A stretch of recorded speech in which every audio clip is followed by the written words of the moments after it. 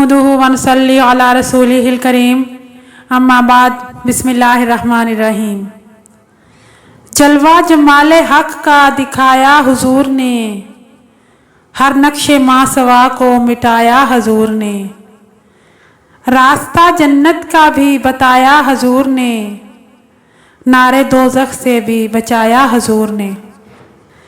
जनाब सदर, मुअज़्ज़िज़ मेहमानाने गिरामी और तमाम हाज़रीन महफ़िल को अस्सलाम वालेकुम। मैं आज जिस मौजू पर लब कुशाई की जसारत करने जा रही हूँ वो है हज़रत मोहम्मद रहमतुल लिल आलमीन। सरकार दो आलम हज़रत मोहम्मद सल्लल्लाहु अलैहि वसल्लम को अल्लाह ताला ने रहमतुल लिल आलमीन बनाकर दुनिया में भेजा, और ये लक़ब और शरफ़ ऐसा है जो किसी और के लिए इस्तेमाल नहीं किया गया।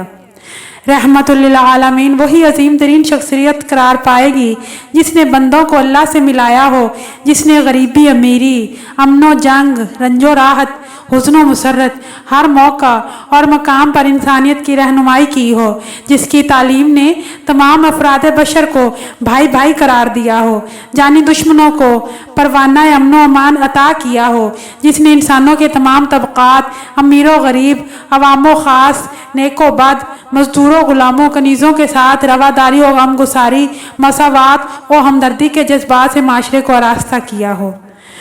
वो नबियों में रहमत लक़ब पाने वाला, मुरादें गरीबों की बर लाने वाला, मुसीबत में गैरों के काम आने वाला, वो अपने पराये का गम खाने वाला।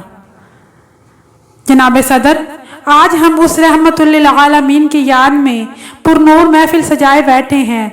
मेरा एक सवाल है कि हम इखलाक के किस दायरा में हैं, कितना अफ़्व दरगुजर करते हैं, हमारे दिल कितने नर्म हैं, हम कितना हजूर की तालीमात व सीरत पर अमल करते हैं।